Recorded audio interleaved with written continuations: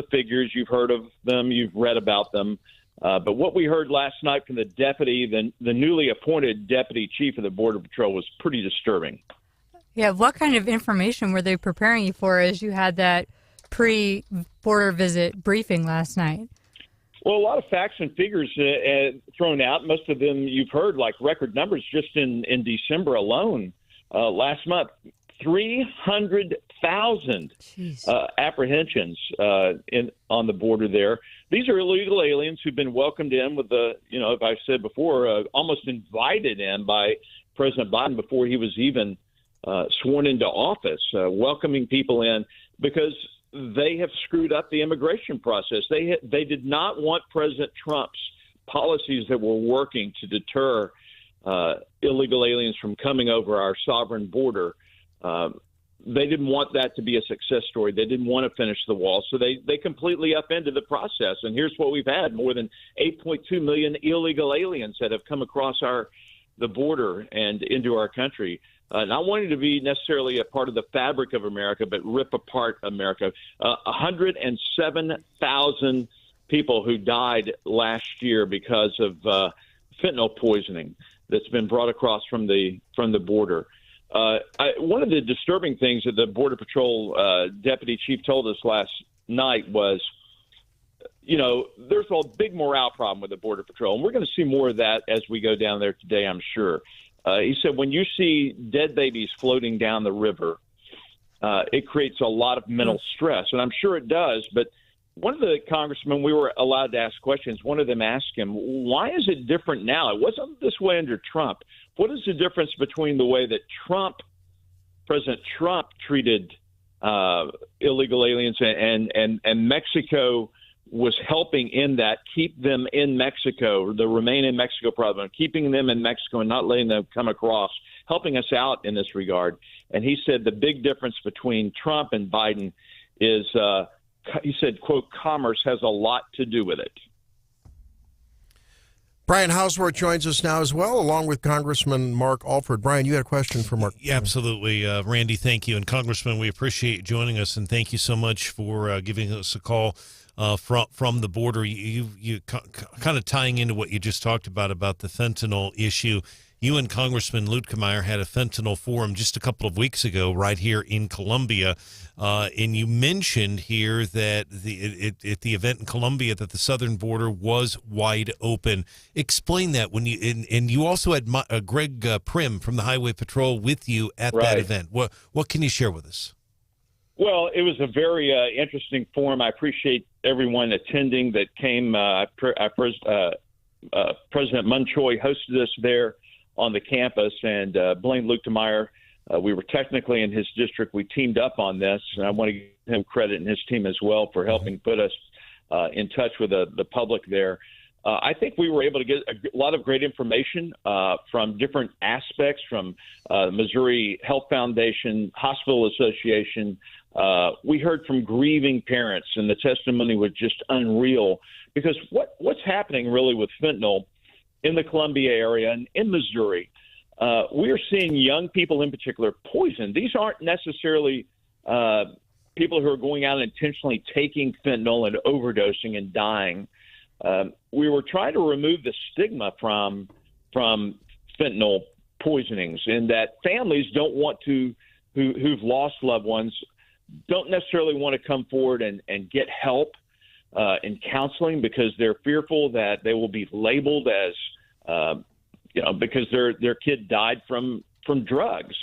And this is fentanyl that is being slipped into our system in whatever form or fashion that's being attached or coated onto other pills that kids are taking, and they end up, they die.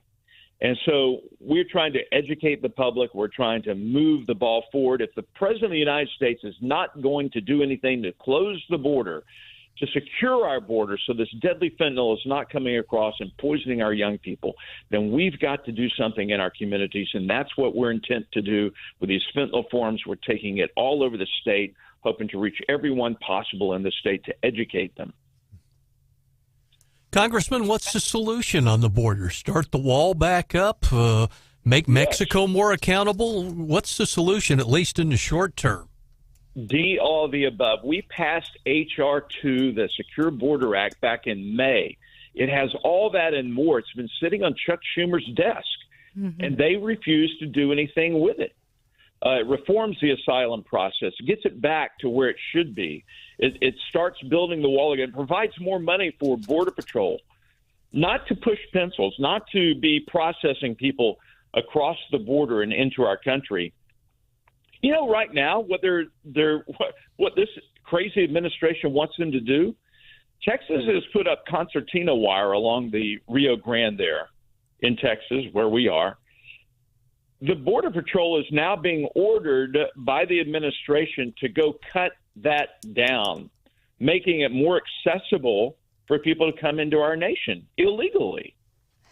And so I have a big fear that, you know, of these 1.7 million gotaways that we don't even know necessarily who they are. Just think how many more have come into our nation that want to do us harm. Yeah, especially when you cut down any kind of wire or make them remove the, you know, floating barrier from the Rio Grande. The DOJ did that to Texas last year. I'm sorry, repeat that, Jen. Last year, didn't the DOJ sue Texas to make them remove that barrier from that was floating in the Rio Grande as well? Orange, right, the floating fence. Floating orange barrier. And now they want them to get rid of any kind of barbed wire, too. Right. That makes it a lot easier to get away if there's nothing impeding your progress. That's what I don't understand. Why are we making it easier? We're taking down. Look, they didn't want Trump finishing the wall. Biden is selling off the wall right now that has been sitting there in piles and not been erected. We saw it 2 years ago. It's sitting there, and it could be easily put up and finished. Now, you're not going to finish the entire wall that stretches all the way across the southern border, but every little bit helps, and we saw that. We heard from people, former Border Patrol agents down there last year. When I was down there previously, they wouldn't talk to us. The Border Patrol was ordered by the Homeland Security and Mayorkas, who's the biggest liar since Pinocchio, not to talk to anyone, and so they didn't. Now they have to talk with us because I'm a congressman, so I guess they have to talk to us. We'll see what they have to say today.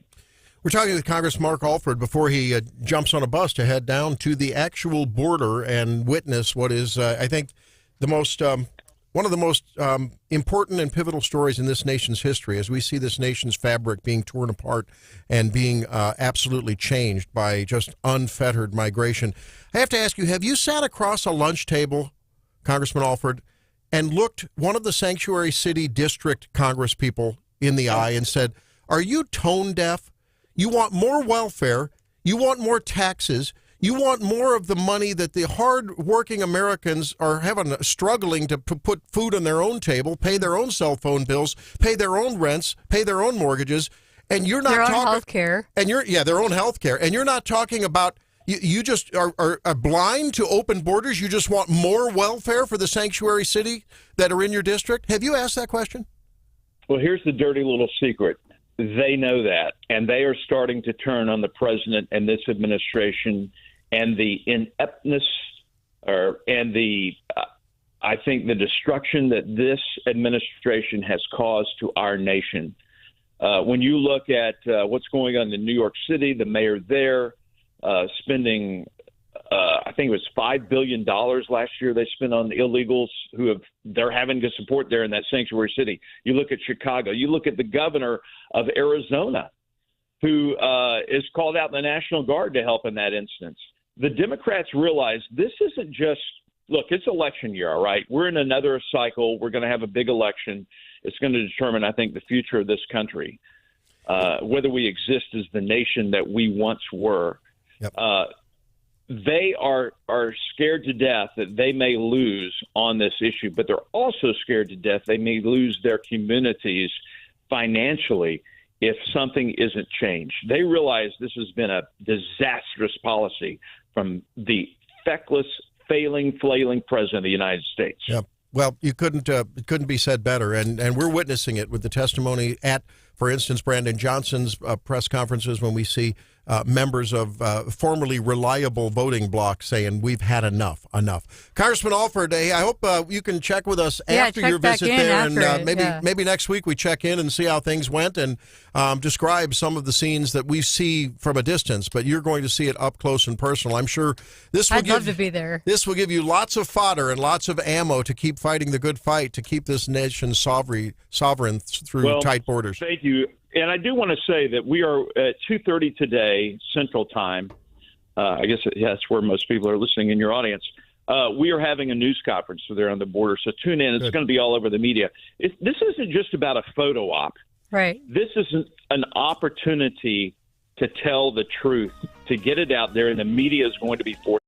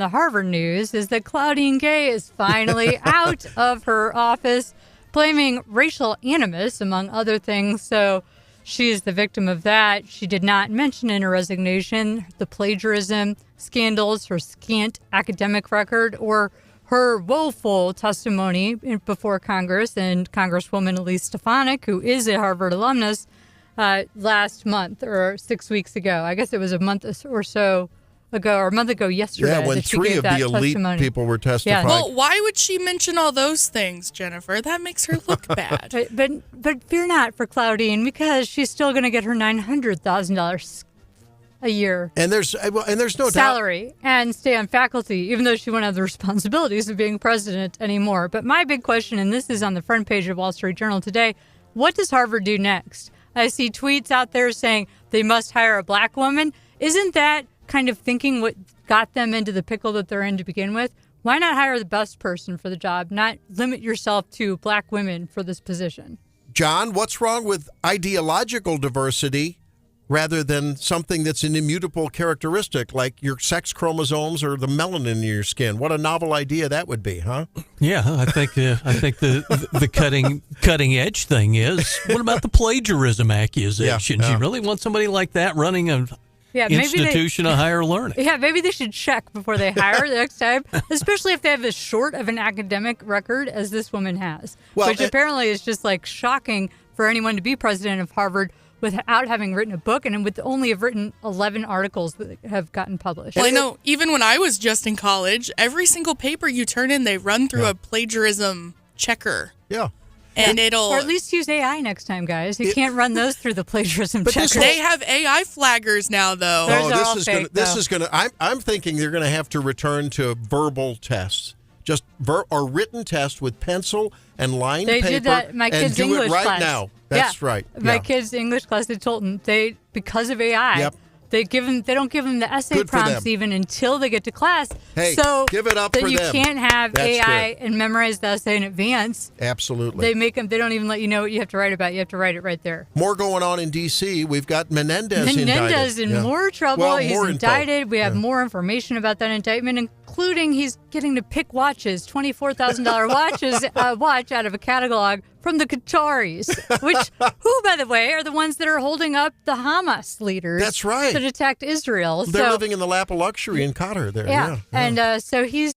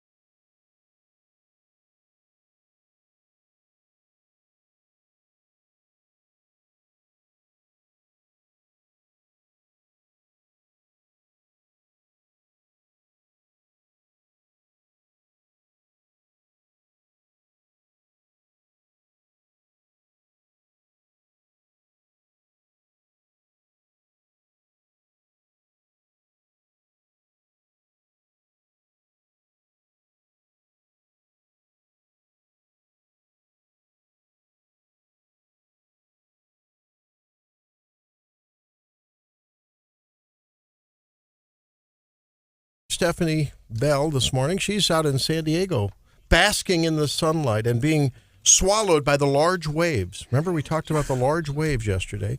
Hannah, the producer over there, and John Marsh as well. Brian Hauswirth diligently working on the news report. And if anything's breaking, make sure that you stay tuned with us because he'll will be up there. Hey, is there how we haven't heard anything, John Marsh, on the roads and bridge problems and everything. I've probably jinxed us, but I haven't heard anything in a while. Was that just because holiday time, huh? Probably so. I don't know. Numbers are 573-874-9390 if you want to join in on the show. And there's been some mea culpas recently with Travis Kelce. There's been a lot of speculation as to his, I would think it's fair to say, tepid play. Certainly we know the whole team is infected with silicone hands. The silicone slick stuff that you can spray to lubricate your various, guys know about that. You use silicone is there anything gals use it for? Yeah, I think of it as like the no grip, oven mitts and that's the right, hot that's pads. right. Yeah, so my I didn't wife- understand the whole silicone hands reference because I'm like, that stuff isn't slippery. That's the slickest stuff ever, man. You get the silicone's wonderful stuff but you think that they've got it on their gloves, the entire team. I think they're leading. They won though. They won.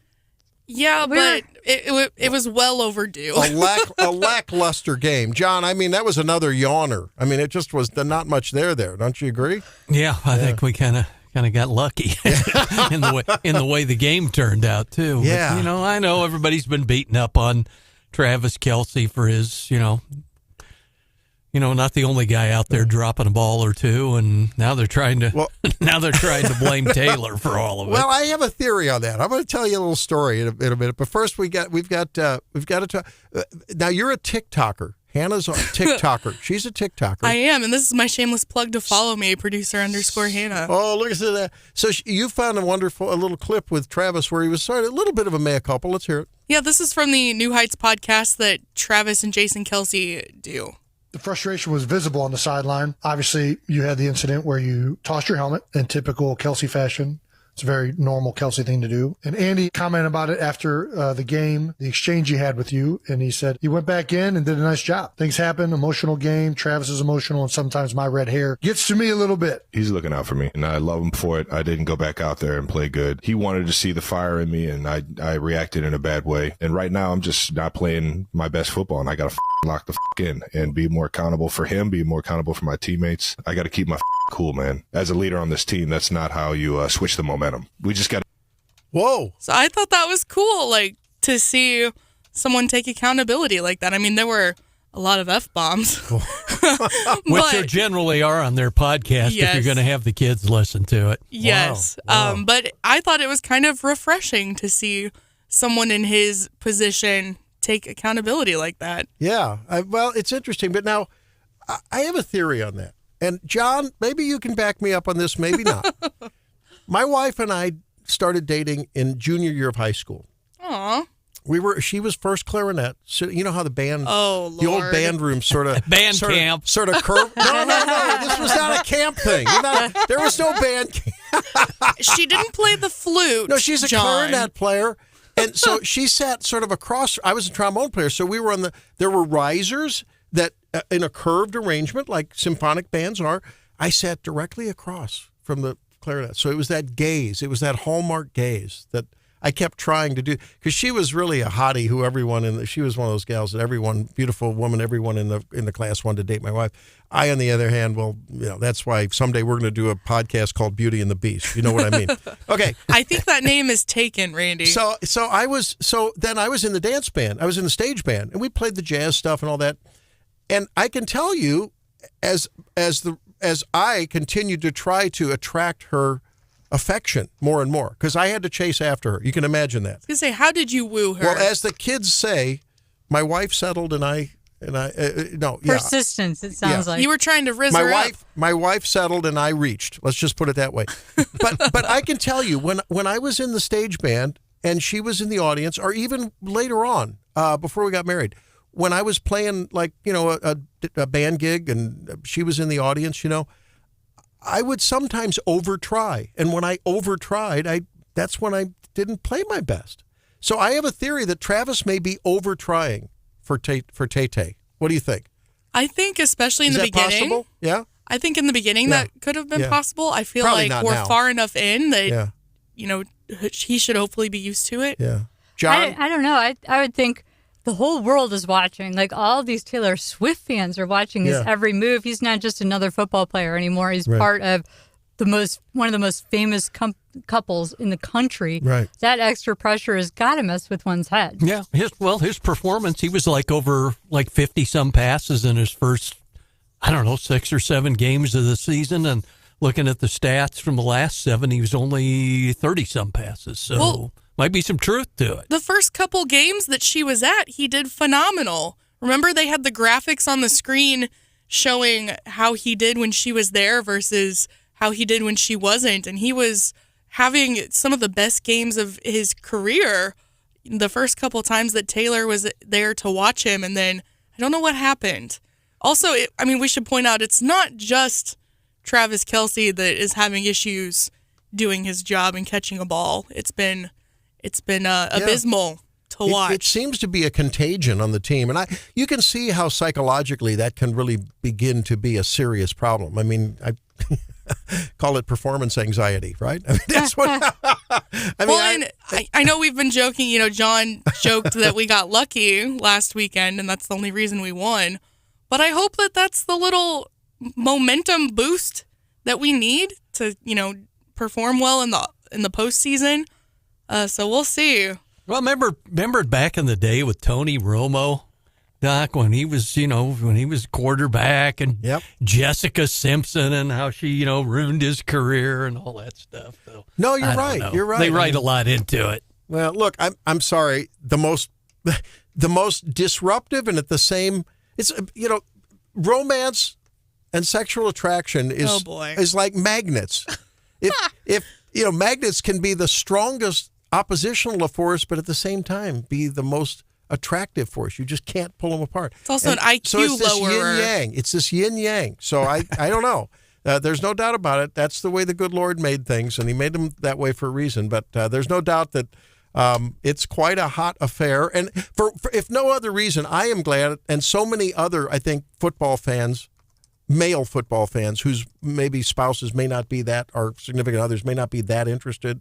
At least I can get a little glancing look at the TV. Now, when I'm watching football and the Chiefs and Tay-Tay's there, my wife will say, "Oh, I saw her there."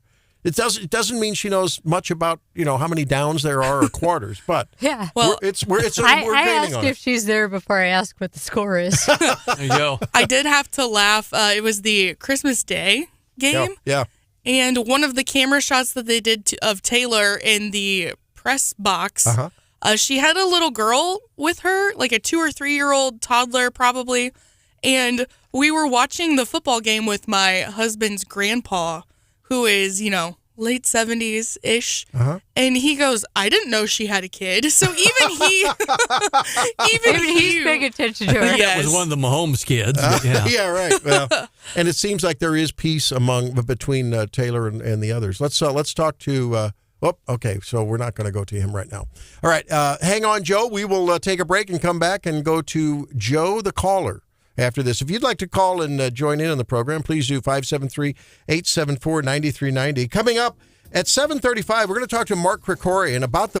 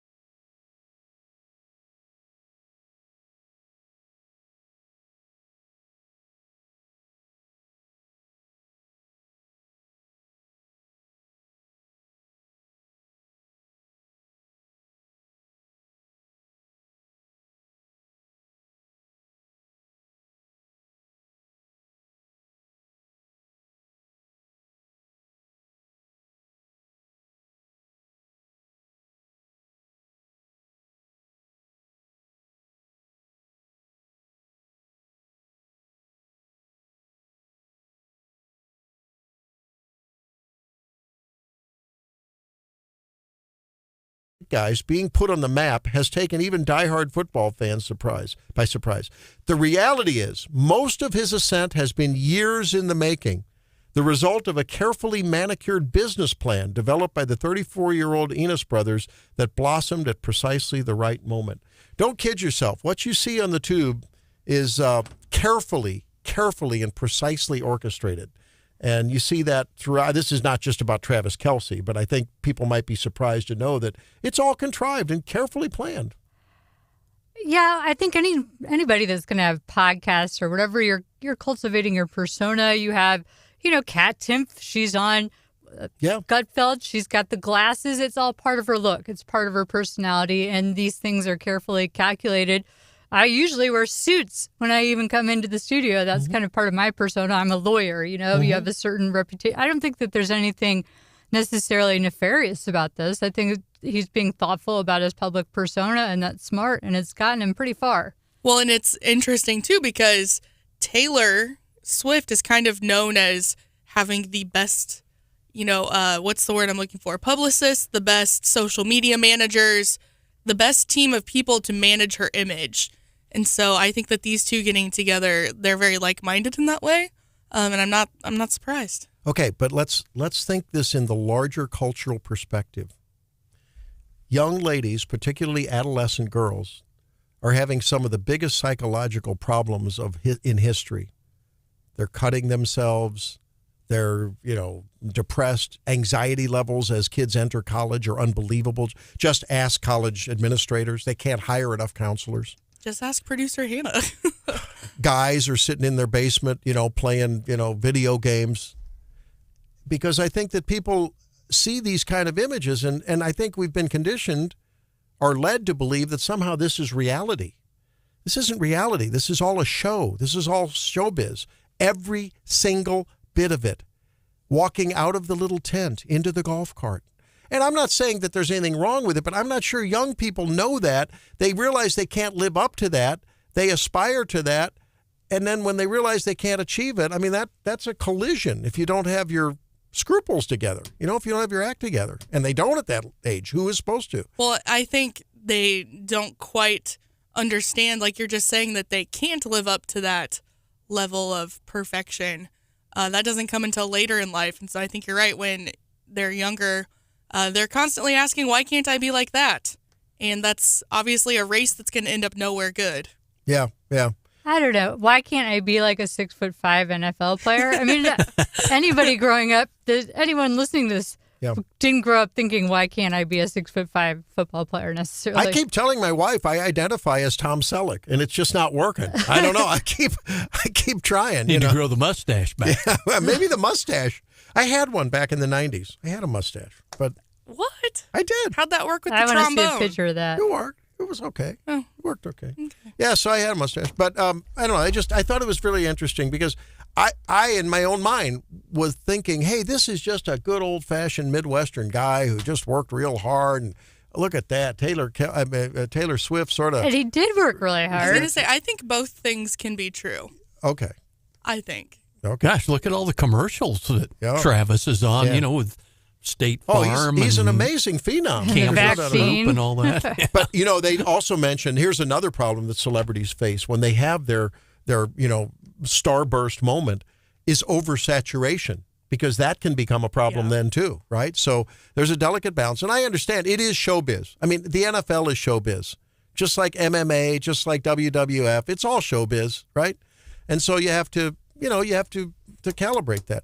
Whereas we are not showbiz. We're just authentic every moment of every show, right? What you see is what you get. I forgot to pull up my tie today. Did you notice that? I wasn't going to say anything, but... see, that got me self-conscious now. I forgot to pull up the tie. I don't know. Manage your image over there, Randy. John, you got your tie pulled up? You okay? Oh, certainly. Yeah, there you go. Okay. I Randy, you're probably the only one in the building right now wearing a tie. I know. I walk through with all the young sales people over there. There's a couple people who are a little older that are not as young, but I'm gonna keep on trying it out and see how long I can do that before I get a comment. You think anyone will call me out on it? What, on you wearing a tie? Yeah, think so. I don't know. I think if you do it long enough, you're gonna get stuck. And I like a tie. The one time you show up without a tie, then they're going to comment. I didn't have one on yesterday, but like when I have to go to the office and see patients, I feel as though I ought to be in a tie. Don't you? I mean, there were some Facebook comments on the Wake Up in Missouri Facebook page saying that you needed to get some flip-flops. Oh, man, I'm not going there.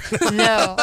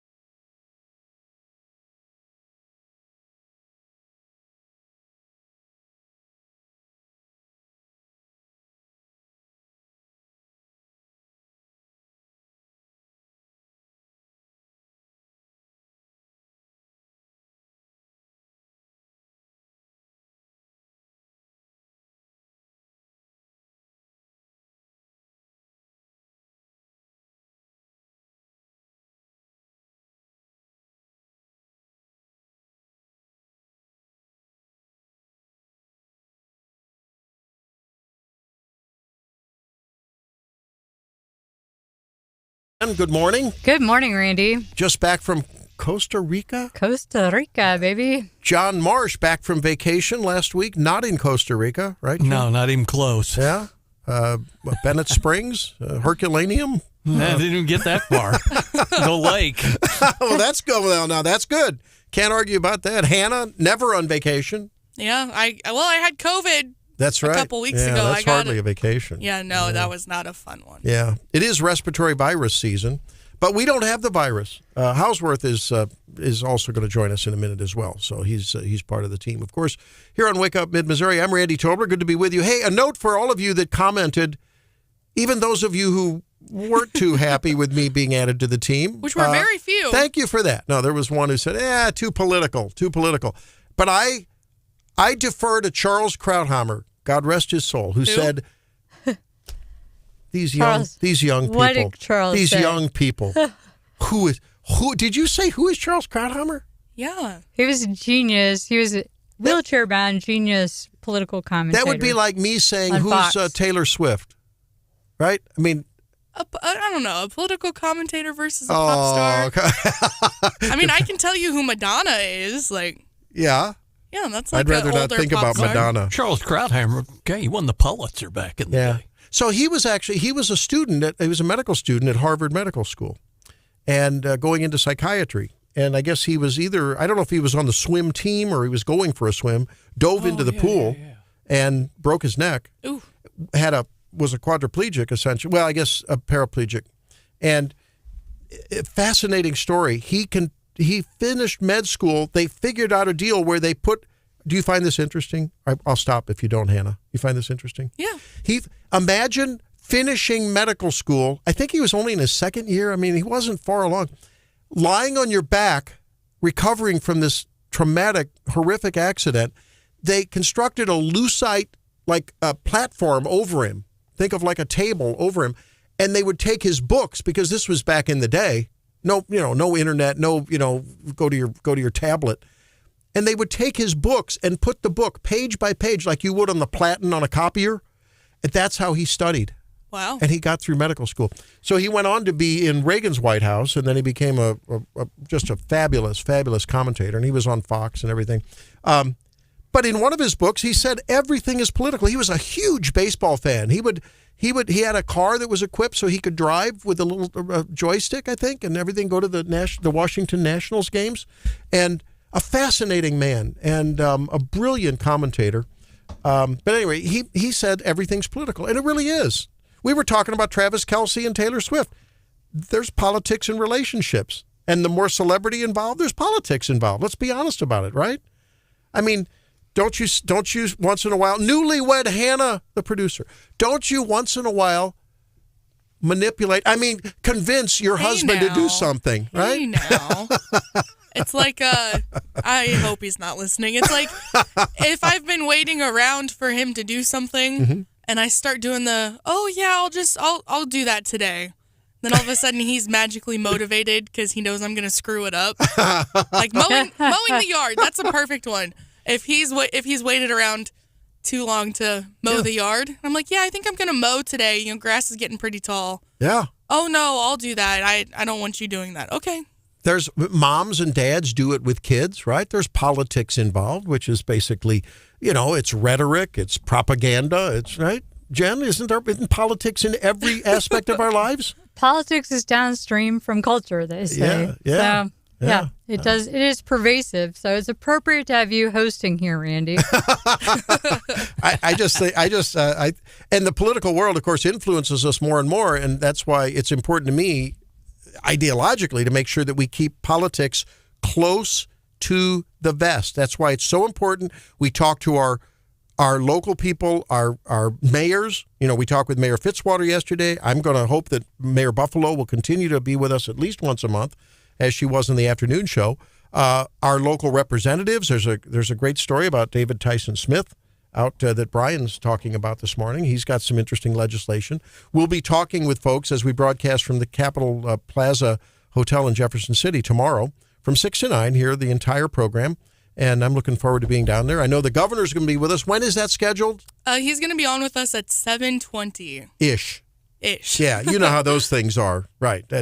And I'm hoping that Lieutenant Governor Mike Kehoe will be with us sometime in the 8 o'clock hour and stuff. So we're planning. It'll be sort of an ad lib kind of affair, because whoever has I think, doesn't Hauswirth have like a hook like they used to have on the stage productions? You're almost like on the red carpet, and you're just grabbing people as they go by and going, "Who are you wearing?" John, you'll be there to help cajole people in, right? Because you have the deepest of contacts and relationships with so many of the people there in Jefferson City.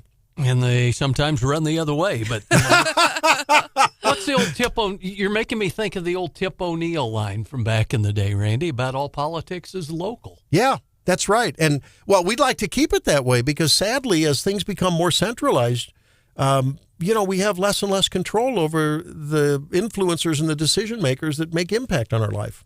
Don't you agree, Jen? I do. That's why sometimes I'm resistant to efforts to curb local control or local power, Yes. even if it's over doing something stupid like banning plastic bags. I don't agree with that policy, but I think we should be able to make that mistake as a community if we choose to do so. But the Missouri legislature got involved and said, nope, you're not allowed to ban plastic bags in communities in Missouri. So anyway, that raises a question. Going forward in the legislature, I know you've been looking at what's coming ahead in 2024, and I mean, there's local, state, national, international. It's all over the map. Year. But you've made a survey. Let's talk about some of that. So, I mean, if we just look ahead, we have, of course, ongoing wars. We have the border situation. We have to brace for another black swan event, but we have so much that's going to be happening this year to talk about. It's just mind-boggling. Starting off with, we have oral arguments in the D.C. Court of Appeals about whether Trump has immunity on the 9th. Will Scharf is one of 3 Missouri lawyers on a team arguing that. And the 15th, we have Iowa. And the same day, Trump has a civil defamation trial against brought by E. Jean Carroll, who won that verdict against him last year. Was that for where he eventually? She's a liar. She's a liar. Then she sued him again. In the dressing room thing. Okay. Well, he didn't get found responsible for that part, but he got found responsible for other claims that she made, but not rape. And then we have New Hampshire. We have the State of the Union. We have Missouri Supreme Court's going to be coming down with some rulings we're waiting on. Then we have the other primaries, the Chinese New Year, the Super Bowl, all in February. Missouri Lincoln Days will be happening in February. It'll be a leap year. And then we have more trials ahead with all of these different indictments. They indicted Trump in Florida, in New York, in Georgia, and in D.C. So we have all of those different proceedings to look at on the calendar as we have primaries throughout the state. You know who doesn't have a primary? Missouri. What do we have instead? Caucuses on March 1st. You have to caucus by your county if you want to weigh in on whether it should be Trump or DeSantis. So we're going to have to get information to you on how to do that if you want to weigh in, and whether or not you have to register as a Republican before the caucus or whether you can do so when you show up, because we changed the law and now you have a voluntary registration by party system. And I don't know that they've written the rules to make it clear to folks whether you have to be registered before the March 1st or it's March 2nd, March 2nd caucus by county. But now let's talk about that. I read a statement by, it was on one of the news reports. Maybe it was here on 93.9 The Eagle. I don't know. That actually that's nothing new in the process. That ultimately the party makes the ultimate decision, that the voters don't make the decision. I mean, that's what he said. Yeah, I've heard that before. It's like a presidential preference primary that we've had before, and it doesn't necessarily count. And we had some sort of caucus-like thing. So I'm confused because it used to be where you voted, and that's how our delegates were bound. I, for one, like that. Jen and John, I don't know what you guys think, but I, for one, don't want the possibility of people crossing the line just because they can in a state election. That's a different issue. I want the voter, the party insiders, the party loyalists to do that.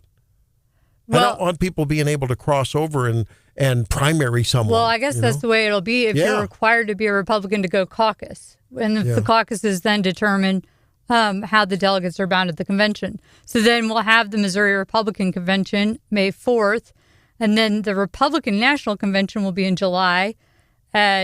we'll have our Missouri primary election, which will be big because it'll determine who our next governor is, who our next AG is, and more. That'll be on August 6th. Our next treasurer. A lot of things are up in August on that election. It remains to be seen whether we'll be deciding abortion on that primary election day in August.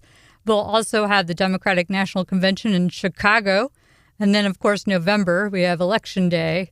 December, hopefully we don't need to worry about this. We'll have a December 5th Georgia runoff election like we had to worry about last time. Yeah, boy, the last time that didn't work out well for us. But it's going to be... throughout this whole thing, we're going to have Trump's different trials. I mean, they're trying to take his businesses away in a civil trial, too. So he's got 2 civil things and 4 criminal ones all kicking around at the same time. Plus, we have Hunter.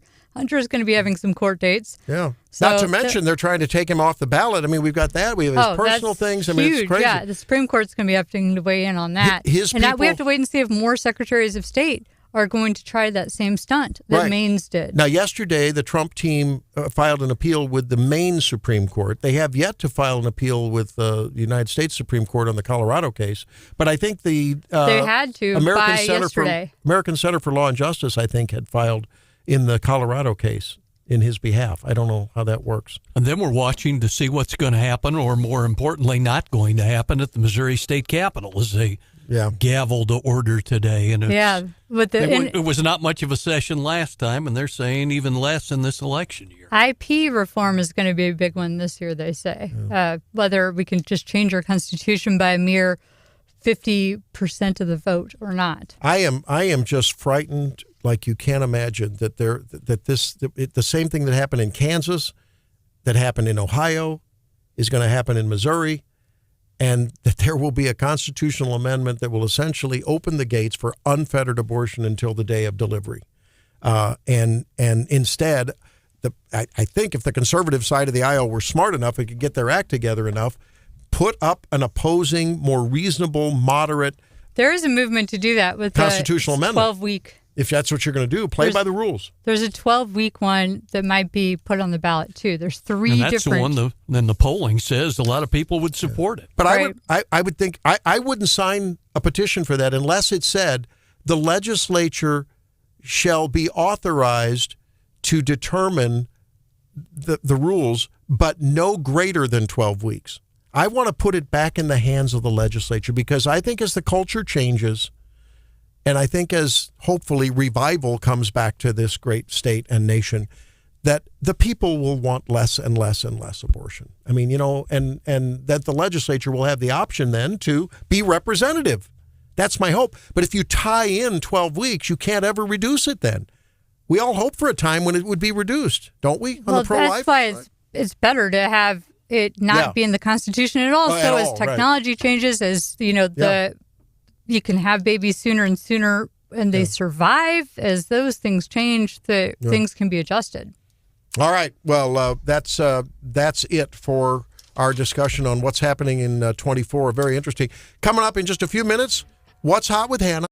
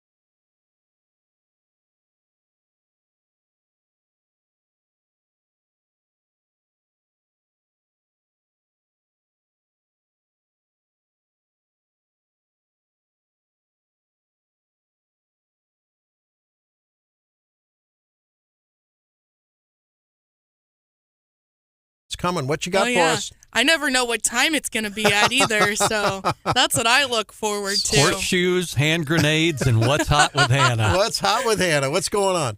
Well, I have a little bit of a funny prank to share, and I know that there's going to be members of the Wake Up family that maybe get a little crabby about this story because it's a prank that I wouldn't say is 100% harmless because there is a little bit of harm being done, but it's mostly harmless, right? She's trying to manage expectations. Yes. Watch out. Watch out. So there is a Florida Christmas lights display in St. Augustine, Florida. It's pretty famous. Do you know where this is going? No. Well, the city it's from November through January, which is a long time. They do a big Christmas light display in downtown St. Augustine, and they do only white Christmas lights. Okay. And there's millions of white bulbs, okay? And they're kind of what I would call it the old school bulb style. They're almost shaped a little bit like a football. You know what I'm talking about? They're the great big bigger. ones. Yeah, the great big incandescent bulbs. Yeah. So this year, for this year's light display, they've been having a little bit of an issue. A couple nights a week. And someone, or multiple someones, they don't know, is going around and swapping out some of the white bulbs for colored bulbs. Oh, no doubt that's the DEI officer of the local university. Maybe. So they'll do like a few every night, right? Just to be kind of funny. Yeah. The street departments are estimating that they've had to replace around 200 bulbs so far this season. Since mid-November. They appreciate the sense of humor in it. They're kind of taking it in stride.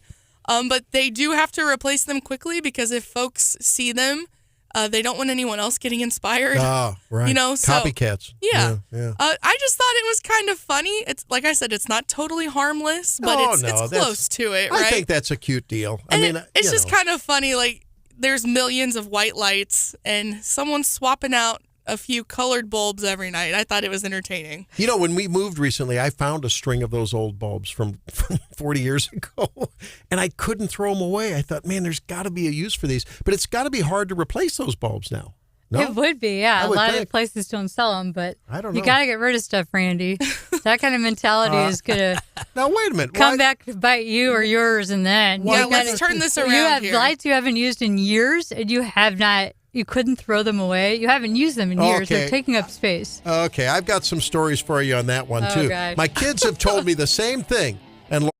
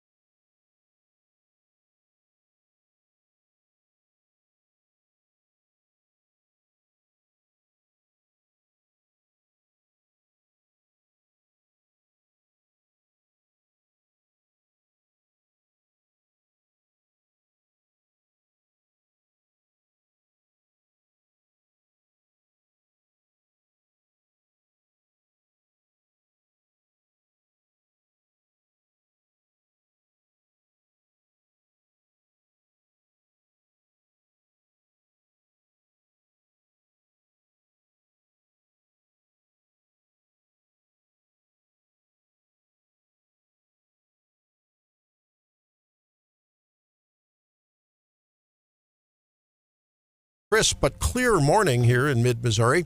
I'm Randy Tobler along with Jennifer Bukowski in for Stephanie Bell, Hannah Atkinson, Emery. Now it's Hannah Emery, right? Easy. Embry. Why is it I can't get off the Hannah, producer Hannah A, but it's Hannah E. I don't know. Embry. And we were talking about being bros with your husband. We're going to talk about that at 7:45. He and I are bros. He's probably listening right now and is very concerned. And John Marsh is down there. And joining us now is Mark Krikorian, Executive Director of the Center for Immigration Studies, my bookmarked immigration everything think tank. And Mark hosts a podcast, which is on Thursdays. It's called, what is the name of your podcast? It's called, Mark, welcome to the program. Thank you, and Happy New Year. Yes, same to you. It's called Parsing Immigration Policy. Parsing Immigration Policy, yeah. And tomorrow you have an important episode about the Flores decision? No, that one's already up. Oh, okay. Tomorrow we're going to have a retrospective of 2023. Oh, super what good. What happened and what was important. Okay, well, let's start there. We talked with Congressman Mark Alford, who, along with 49 other congressmen and women, is going to visit the border, hosted by a local congressman down there. And we're going to get a report from him. But I imagine he's going to, I don't know what he's going to witness. Will it be a contrived stage show that looks everything's very orderly, or will it represent the worst quarter and month that we've had, I guess, in history, or in recent history anyway, the last that just passed? Oh, it's definitely the worst month and the worst first quarter of fiscal year 2024 ever. But as to what they're going to see, that's anybody's guess. They're going to go to a part of the border that's busy or has been. But, if you look at what this administration's track record is, it's entirely possible they've actually told the Mexicans, shut it down on your end. We're going to do what we can on our end to make it, more presentable, a sort of Potemkin border, if you will. And then as soon as the congressmen leave, it'll just be back to business as usual. I don't know that's going to happen, but if I were going to bet, that's what I'd bet on. Well, that's the thing. I mean, I think it's going to be, like you say, it's going to be the emperor is going to have a lot of clothes, and it's only the Fox News drones that appear to really be, and their reporters and some other independent reporters that appear to be revealing the reality. So, what do you see happening? Is there any movement that you're aware of? Is there any hope that those of us who realize that if we, like former President Trump says, if you don't have a border, you don't have a country? Is there any hope that, holding border security hostage to foreign aid, Ukrainian, Israeli, one or the other or both, is going to have a chance of a snowball where in passing to get some border control here or not? Well, I mean, it's worth a try. Let me put it that way. The Republicans only have one half of one part of government. They only control the House, and even there, they only have, what is it now, a 2 or 3 vote majority. So it's going to be hard. And even if they extract some concessions from the Democrats, it ultimately depends on whether the Biden administration is willing to actually take advantage of whatever new authorities they give them. And, they're not. The root cause of this is having pudding in the Oval Office. And until that changes, there are some things Republicans can do to make it slightly less bad, but that's the most they're going to be able to do, and it's not guaranteed even that would be successful.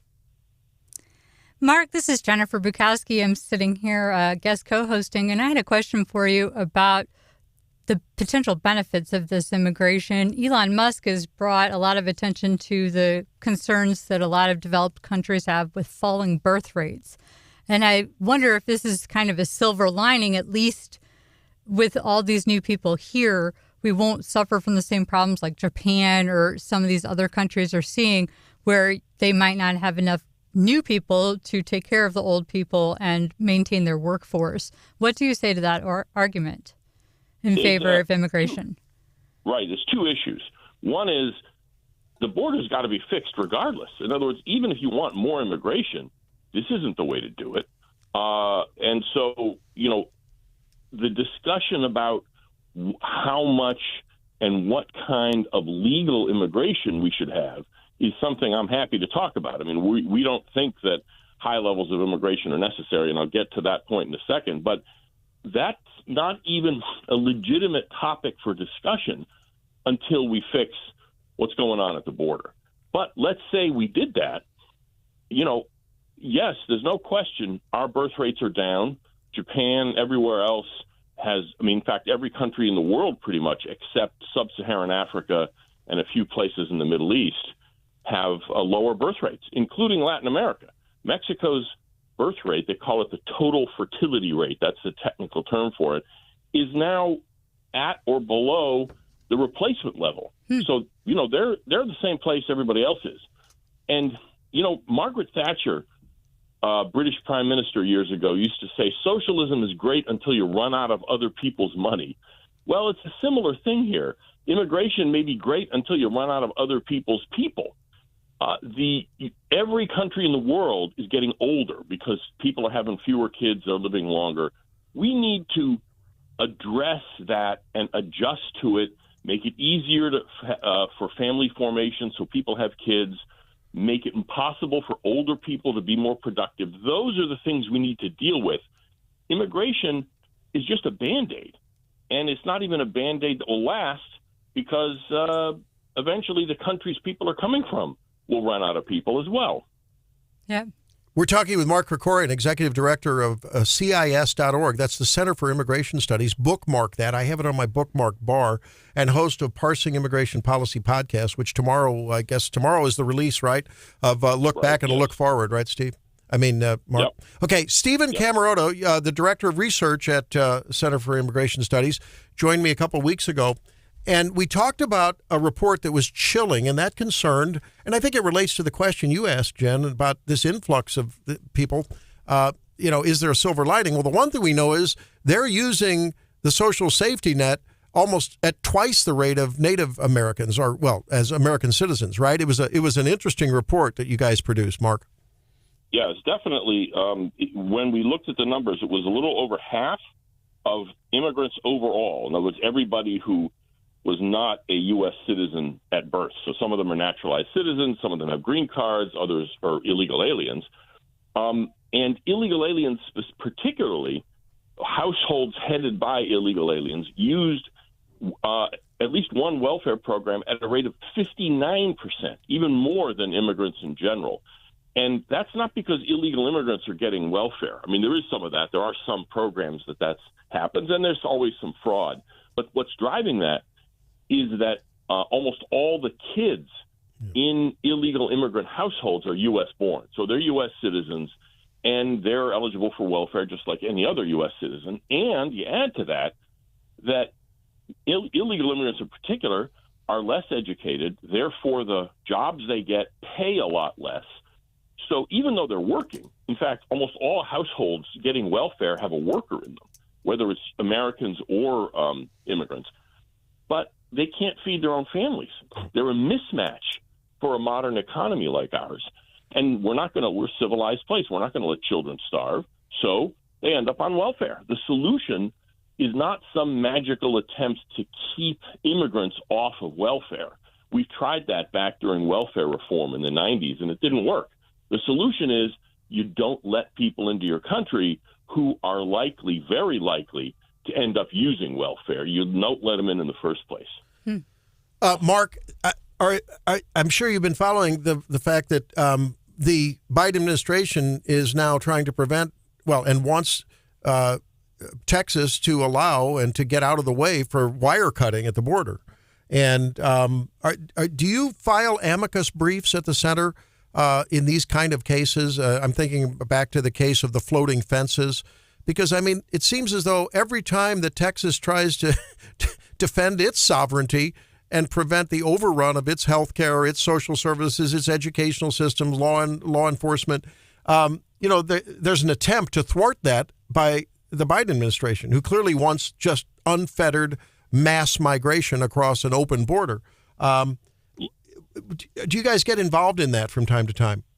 We do file amicus briefs sometimes on some cases, although we need to have usually, when we do it, it's because we have some specific unique expertise. We actually haven't done it on the Texas case or whatever. There's going to be the Texas case because that's really sort of more of a federal state issue apart from immigration.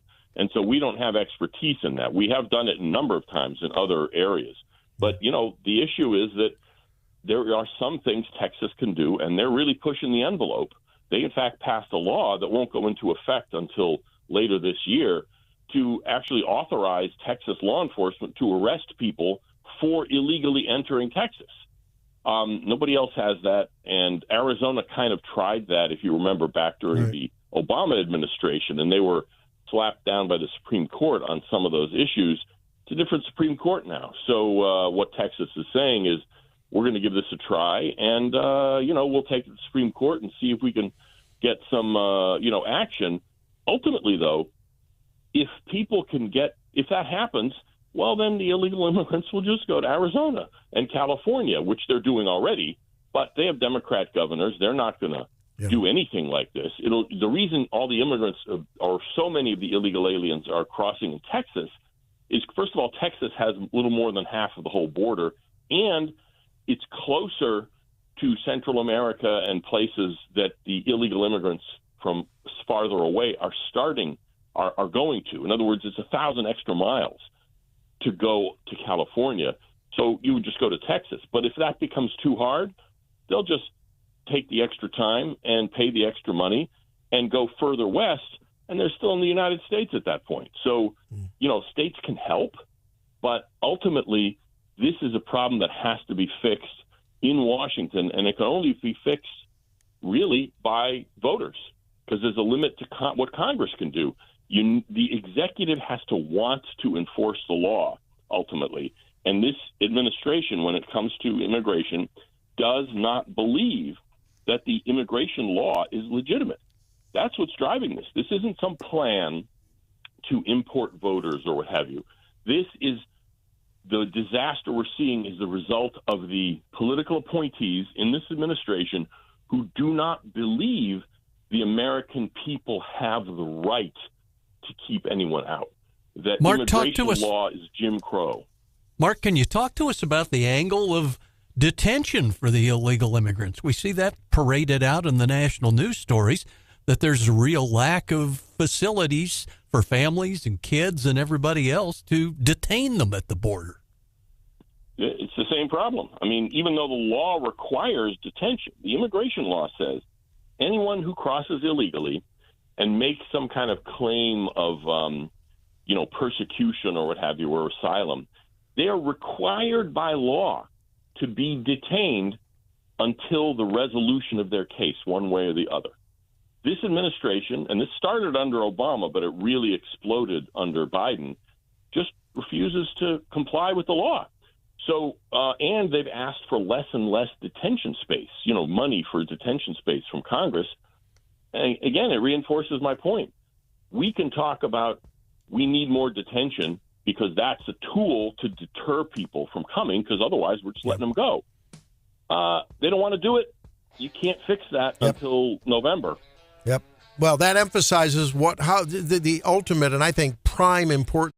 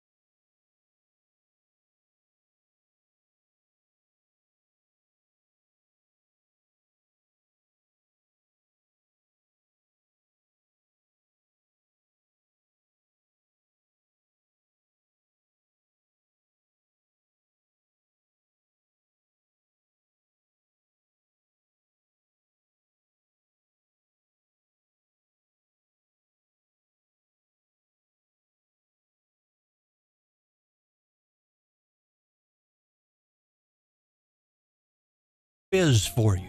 Oh, man. Everybody's going to get to weigh in. Okay. What was the busiest day ever for Domino's Pizza? Busiest day ever for Domino's Pizza. Come on, let's get some good was guesses. it April 20th? I would say Super Bowl day. Yeah, Super Bowl would be good. I would say lockdown day, the first day of the big lockdown with the concert with Elton John and everyone during COVID. Ooh, that's I not a Googled bad it. one. There was a Domino's angle. I remember, didn't Domino's put a jetpack on a guy at an Elton John Rocket Man concert, deliver a pizza once? Nope. The busiest day ever for Domino's, June 17th, 1994. Oh, I wasn't even around for I that. Googled Why it. is that? The O.J. Simpson Bronco chase. Domino's had their busiest day ever, rivaling their biggest Super Bowl ever. Wow. The Domino's guys said people were so enthralled by the bizarre nature of what was happening, they didn't want to miss a moment. Plus, it was dinner time on the West Coast. So instead, they ordered pizza. 95 million people nationally watched the chase. So if the pepperoni and sausage does not fit, you must quit. Holy cow. And apologies to John Elway, and we all know why, because he was the real Slow White Bronco. And now you know the rest of that. So what I'm hearing is that Domino's has always had the best promotions because it was a couple years ago they were basically saying that they would repair potholes because they, if your pizza was destroyed by a delivery guy hitting a pothole on the way to your house, that they would, repair the pothole. Now they've got the deal with the snowplows. Well, this winter they'll come and plow your neighborhood so you can get out and go get your pizza. Oh my gosh! Or the delivery guy can get to you. Well, and they were also, because they've been short-staffed lately for a while, they were essentially giving you a few bucks back on your pizza if you came and picked it up from the store, so that they didn't have to deliver it to you. And back in my day, it was 30 minutes or it's free. I remember that. But that had some legal problems for them. See, so I think that went away, those darn lawyers. Growing up, I never lived anywhere where, we could get delivery. So when I moved out on my own, that was a whole new world. I think Jen actually represented the Noid in court back in the day. I was looking at the ranking of the pizza chains. Domino's just kicks everyone's butt. They have $85 million in sales versus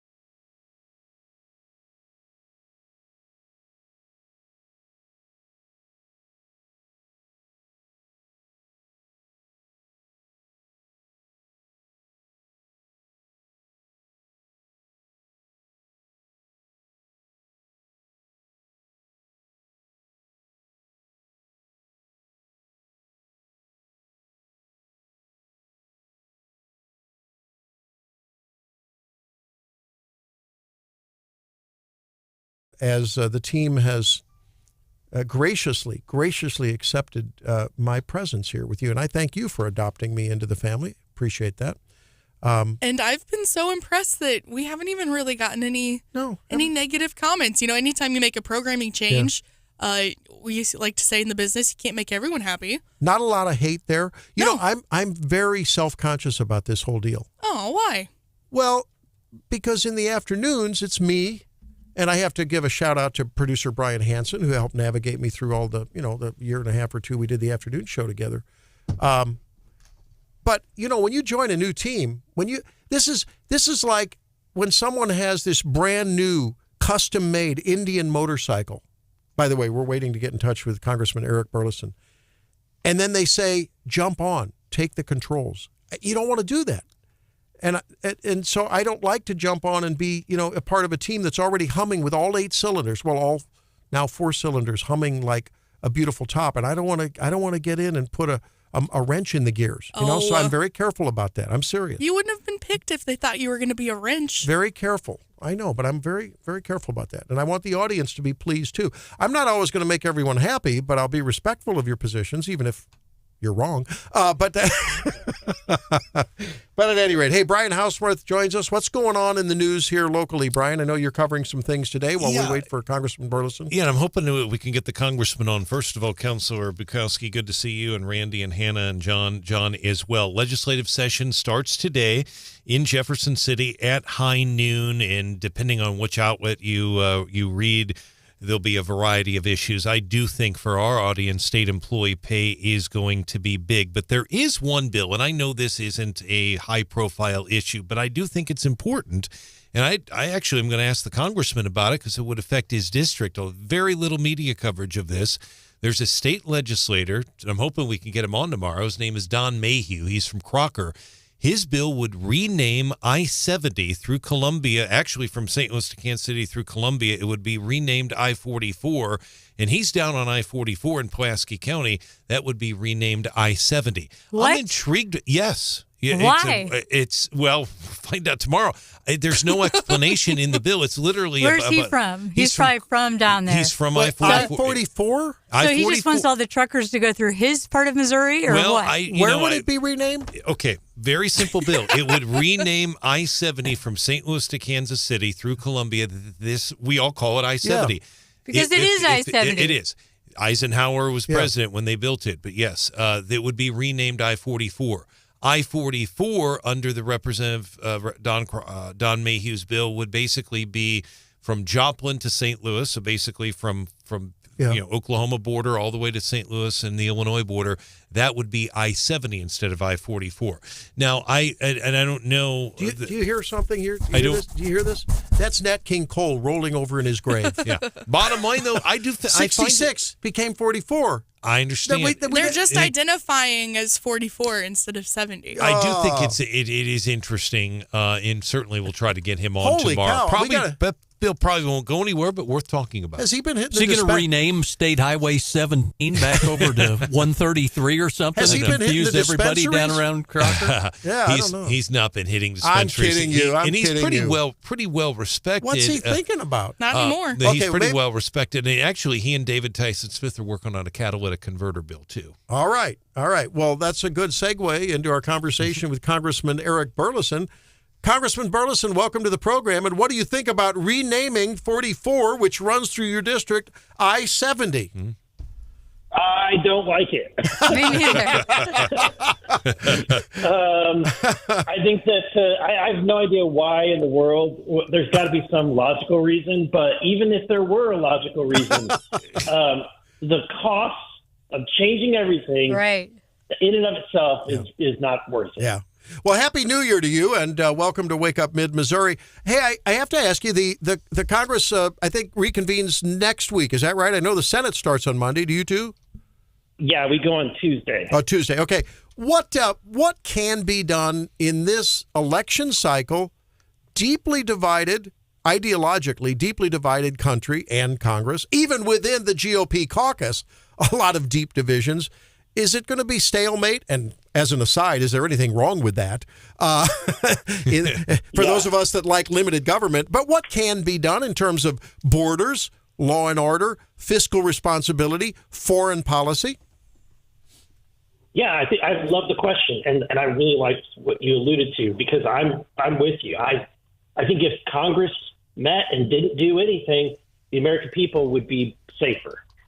So that being said, my attitude is the less we do, probably the better off we all are. And while I would love to see some conservative things pass, the likelihood of convincing Democrats in the Senate and Joe Biden to pass the things that we would like to see done in Missouri are not going to happen unless we use leverage and we leverage the things that they want. So, for example, that's why you're hearing the talk about if the Biden administration and Democrats want to fund Ukraine, our attitude is we're not even going to talk about it unless we actually have measurable cuts on the border and real significant cuts and policy changes on the border. And then, then we can have a conversation about if we're going to fund Ukraine. Yeah, so I was actually going to ask you about that. So we have Ukraine, we have Israel, and we have the border, and some people are trying to make a deal for all three at once in a bill. Have you heard anything new about that? And do we necessarily have to have a vote on Israel and Ukraine at the same time? Because I feel like not everyone would vote the same if they were able to consider those two wars, funding those two wars separately. Yeah, I wouldn't want to have the vote myself. I don't want to vote to fund Ukraine. I would support funding Israel, especially if it's paid for, because the distinction is that Israel is an actual ally to the United States and has been since its inception. It is basically a Western democracy that exists in the Middle East, and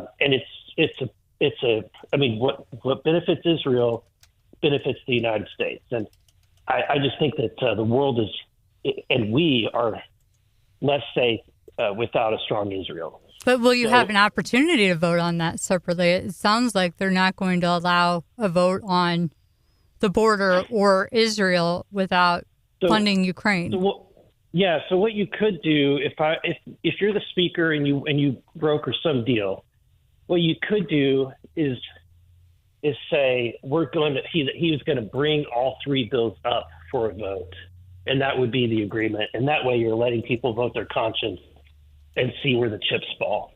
But I think that would be what I would prefer to see. Congressman Eric Burlison joins us here on Wake Up Mid-Missouri, and it's so important. The issues we're talking about this congressional session, this political season is so important. I know, John, you have a question for Eric. Yeah, Congressman, elaborate for folks out there, especially moms and dads, about school choice and funding with the 529 accounts and all that. You want to make it a little better for those folks who pay to send their kids to school. Yeah, I think school choice is probably the defining issue of our time. I think that I was a product of public schools, but even whenever I was in public schools in the 80s and 90s, as a Christian, I felt persecuted, even back then. And I can't imagine what students go through in today's time when you have some teachers that are woke. And look, if you're a student and you might have 9 out of your 10 teachers that are great, but if you have to endure an hour of some person talking about pronouns and all that other stuff, it's a wasted hour, in my opinion. Right? It's really, our public schools have gone awry. The only answer, I think, is to give parents back some modicum of choice. At the end of the day, that choice was taken away from us by the coercive power of the state. When they forced me to pay my property taxes and my personal property taxes and my sales taxes and my income taxes, and they all go into this huge behemoth that funds education, and I don't get a say, other than to try to get somebody elected on school board. And you know how hard that is, because they put it specifically in a time of year that nobody goes to vote. Right. So it's all about taking away control from parents And I think that it's time that we return control back to parents. So my bill is I think a modest proposal. It takes to 529. It expands the amounts that people can invest in them, and then it also it has so that's the carrot. The stick side is that states like Missouri that do not have school choice would not receive the benefits. Like a school who wants to issue a bond should not receive the benefits of tax exempt status for the people that purchase those bonds if they're not going to give school choice to their parents and their kids.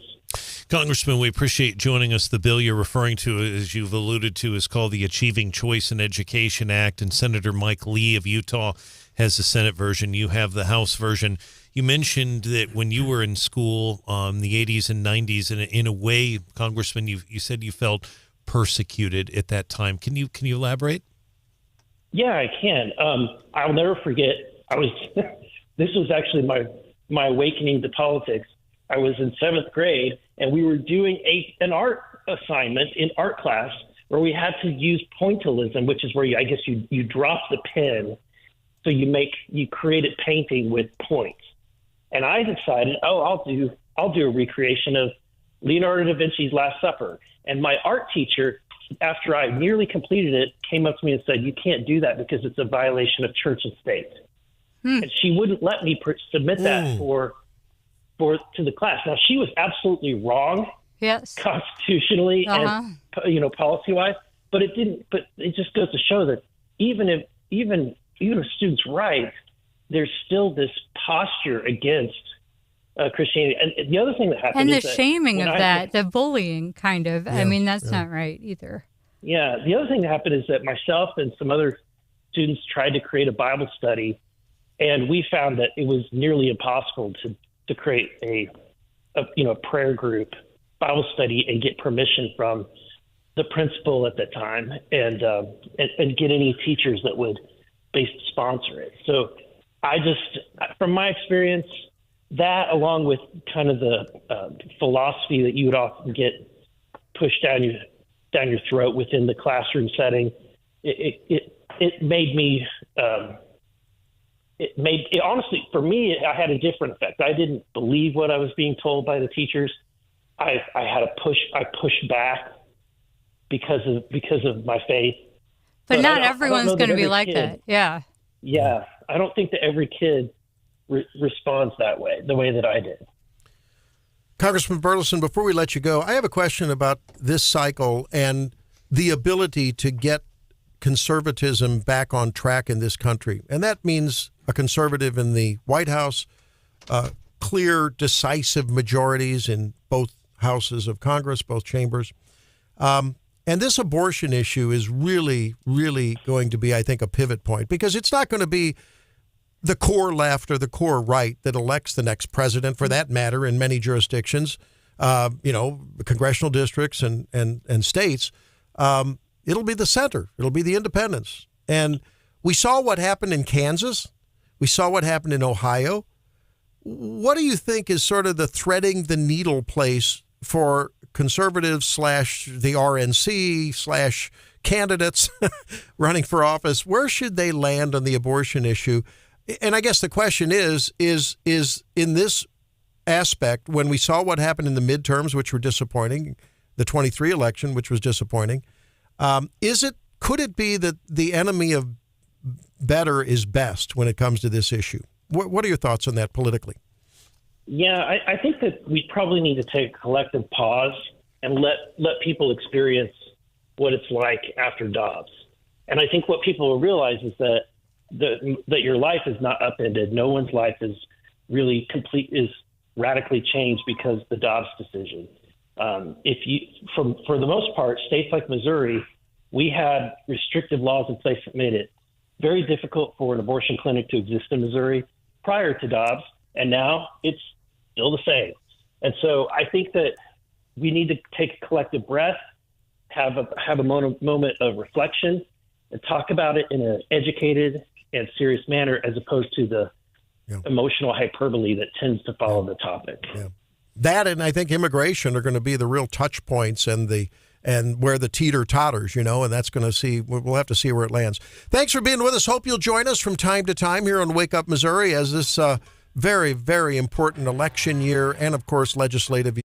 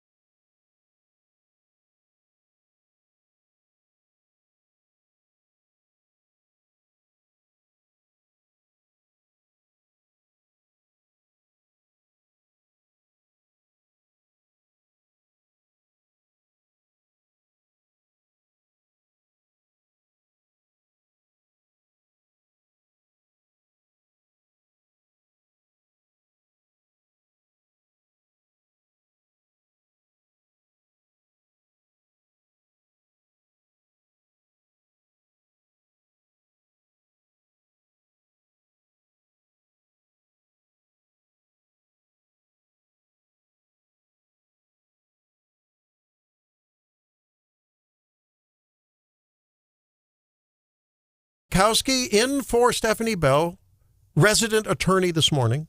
Yes. And she called me out on not exercising any right to silence. On downsizing. You called me out on downsizing after one of the segments. So we're going to talk about that. Producer Hannah's over there. Hello. John Marsh, I took a drubbing from both of them on my hoarding tendencies because after all, John, you know as a guy, that one screw that's left over from the assembly kit on your kid's erector set, you know that you're going to use that someday, and you cannot, and your wife better not throw it away, right? You have a finite amount of space. Yes. You know, my husband's the opposite. I got him a dumpster for Christmas to throw away junk we aren't using. Like, here you go, and he loved it. You bought him a subscription to CNN? You mean a physical dumpster? Be a dumpster. Rent a dumpster, and then just get rid of the clutter because if you really need it. If you really need something, a lot of this stuff doesn't cost much money, and you can get it the next day on Amazon.com. You know? Okay. And so what are you going to have shelves in your pantry or cabinets filled with stuff we never use? So I tend to agree with him, especially after cleaning out my grandmother's house in Pennsylvania that she had lived in over 50 years. And it was just eye-opening. And ever since then, I've been like, okay, you cannot be a hoarder or a pack rat of stuff anymore, And if you haven't worn something in years, you're not going to wear it again. Like, why waste the closet space and you're shoving the clothes around into small space that you're looking to actually wear? Yeah, the counselor for the plaintiff has made her first argument. Now, the associate counselor for the plaintiff against hoarding, Hannah, your argument? I don't know if it's so much of an argument as a statement. I can attest to the fact that dudes like to hold on to random things. My husband, in the time that we've been together, has lost almost 120 pounds. Yeah, good for him. And he's still very slowly getting rid of his clothes that he used to wear. And that has been a struggle. It's been like pulling teeth to get him to get rid of these clothes that are obviously way too big for him. But then he also has his junior high or middle school jazz choir T-shirts. Okay. And when is he going to get into those again? Let's be real. John, do you want to approach the bench and make an argument in defense of hoarding random guy things that you know you're going to use someday? Jazz. Well, I don't know if you're going to use them or not. It's just a guy thing. I think it's an innate challenge, especially the more space you have. Yeah. More rapidly, you're going to fill it up with junk. Now, I remember, I'm going to tell you a story about shortly after my son and my son-in-law and daughter were married. They were at the farm in Macon area where they got married. This is going to be the one time something they were there, and it wasn't 6 months earlier that I had taken a drubbing from all the youngsters about, you hoard, you've got all this stuff piled up and shelving, and you can't. And I said, and you know what? They needed battery cables for their relatively new car because their battery ran down. Like jumper cables? I had jumper cables, and I had an old set of jumper cables because there was a couple stops they need to make on the way home, so they needed to jump in a car. I had jumper cables that I was able to bequeath to them because I had an extra pair of jumper cables. I actually have 3 or 4 sets of jumper cables. So you get rid of all 3 extras, but and the point is, $9.99 at Walmart also has jumper cables. I was benevolent in my gift of excess jumper cables, so there you go. Oh my gosh, that doesn't justify hoarding 4 pairs of old jumper cables. And part of the problem too, there is a smaller Walmart in Macon. It's not a superstore, but or super center, but. If you break down the part of the issue up there, Jen, is that and you know this is in North Missouri. There's some spots there's no gas stations and stuff. So Brian's also a hoarder. Well, I understand. Jumper capers are important. I'm a prepper too. Like I have an emergency car kit. Yeah. We have all the prep supplies, Good. But that doesn't mean you keep just old like duplicates of cables. Now, there's another thing that guys need 4 duplicates pairs of them. Those are when you go through the store, whatever store that has the bin with the red, blue, and yellow sign of cheap tools, everyone has to have several drill bit sets because inevitably the one that you need has been broken on the last project. But if you're able to find the extra one that you have, it's there. And what is it with dudes hanging on to underwear that is full of holes. Oh, too much information. Have you, Toss those puppies. excuse me, have you never polished a shoe? Hey, just throw them out. He'll never know. Just that's those true. don't make it back from the laundry. Those go in the trash can and buy new packs. Oh, no. Ask my true. wife. My sons, they'll wear stained shirts We went to over and over unless I get rid of the shirt. I did get busted recently. I was trying to sell some clothes at one of those like secondhand stores where you drop off your clothes. Hopefully not the holy underwear. No, not those. And they kind of dig through it. They keep what they want to keep, and then they give you back the rest, right? And they'll give you cash for what they take. Yeah. And I did a quick skim through his closet because he wasn't home when I was putting it together to see if there were any shirts that he didn't wear or maybe didn't fit. And I threw one or two in the bag and thought I was going to get away with it because he'd never noticed, like Jen was just saying. Mm-hmm. But they didn't buy them, and they were left in the bag, and he was with me when I picked it up. And he happened to peek in the bag and go, "Wait, did you try to sell one of my shirts?" Like, yeah, I did. Well, his feelings were hurt, but he's never worn this shirt ever. we talked about earlier in the program, I like to wear a tie. I just feel, I don't know why, I just feel things are just more professional. I just feel more on my game when I wear a tie. Now I'll wear a sweater with once in a while I'll break rank and do it. I am now wearing ties. Paisley ties were back last year. I have Paisley ties from the 70s and the 80s. Oh, my gosh. Wow. And I love my Paisley ties.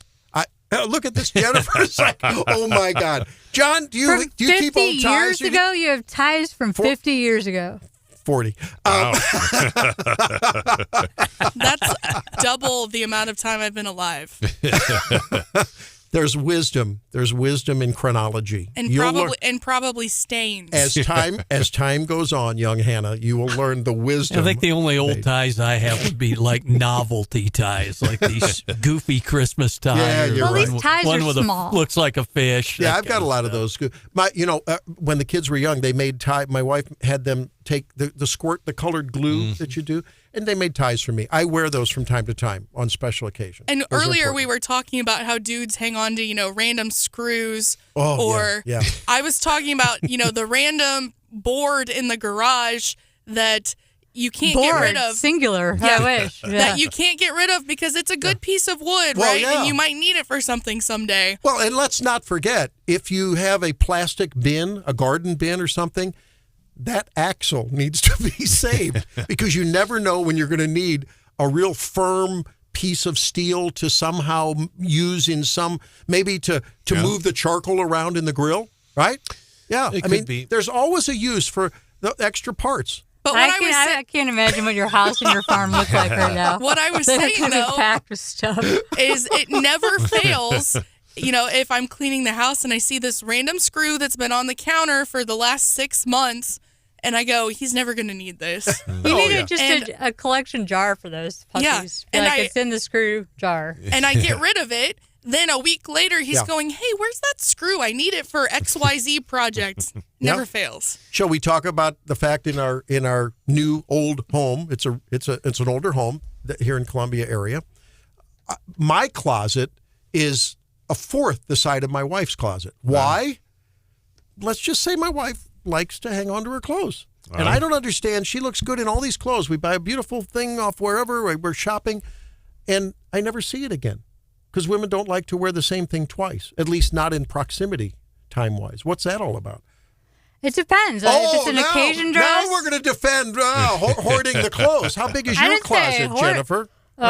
Not big enough, Randy. Okay, there we go. Point made. My husband has more clothes No than such I do. thing as too big a clothes closet, let me tell you. And it is worth mentioning that Goodwill is a really good place to donate because what you may Don't want send him there. He'll buy a bunch of stuff that he might need later. No, we drop stuff at Love and at Goodwill, and we drop stuff all the time there. Salvation Army also because people can really find some good values. And when it comes to jumper cables, Matt Nichols, of course, the president of the CPOA, has multiple sets of jumpers because you never know when you're going to need to extend them together for longer reach. There you go. Well, that's a good Ooh, point. I didn't even think of that. You can do that? I didn't know you could do that. Brandon and I, your I guess that your makes hubby sense. and I must have been separated at birth. We need to have a bro time talking about it. When you take that 4x8 We need to get board, you a rented dumpster. when you take that, to when you your have that, house. when you have that 4x8 board that you have to buy, because you have to buy 4x8 boards, but you only need to rebuild one shelf on the multiple shelves holding all of your tools and all your multiple drills and drill sets.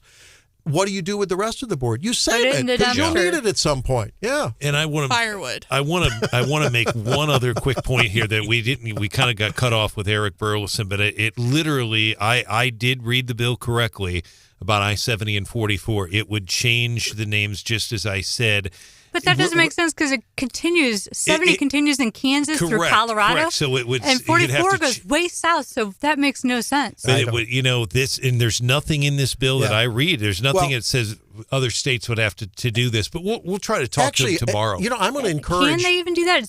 It's an I'm going to interstate. encourage all of the congressmen and women to focus on those kind of meaningless, stupid puppy trick bills, so that they don't mess with our lives. How's that for a libertarian moment? Which shade should be our official shade of pink for the state of Missouri? Great. Waste your time on that instead of raising our taxes and starting another program that we have to pay for ad nauseum. But there is bipartisan opposition to what he's doing. I've seen some Democrats that don't like it, but Burlison clearly didn't like it either. But it is interesting. Jen, you're doing a good job. We always enjoy when having we you come on. back, leftovers, and I have the dumpster clip. We ought to the dumpster clip of the day when we come back here on Wake Up Mid-Missouri.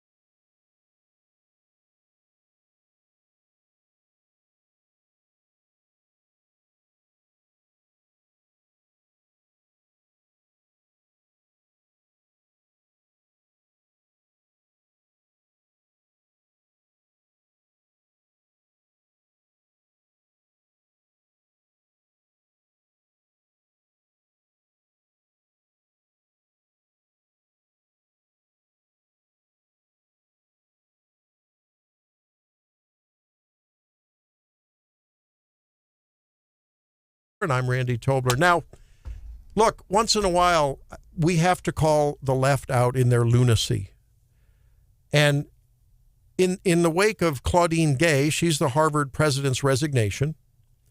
And, you know, the first thing that sort of loaded the gun was her testimony where she just couldn't bring herself to tell Elise Stefanik that, you know, telling you know, students at Harvard that you know, genocide against a whole race of individuals is probably outside the guidelines. It depends on the context and whatever. She just couldn't bring herself to do it.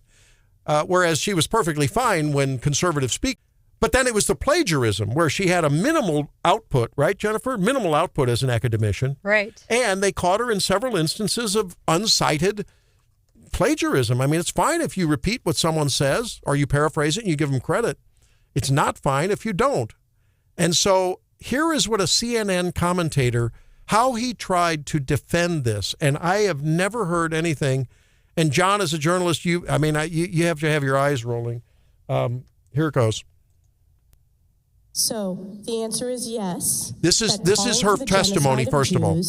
Violates Harvard Code of Conduct, correct? It depends on the context. It does not depend on the context. The answer is yes, and this is why you should resign. Okay, so she resigned, and then this is the commentator trying to talk about her plagiarism.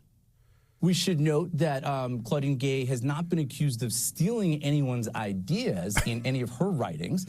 She's been accused of sort of more like copying other people's writings without attribution. So it's been more sloppy attribution than stealing anyone's ideas. Now, John, you know, I don't know. I didn't take any journalism classes, but what's the difference? What's the difference between plagiarism and what this guy describes as borrowing ideas and not citing them? Can you tell me?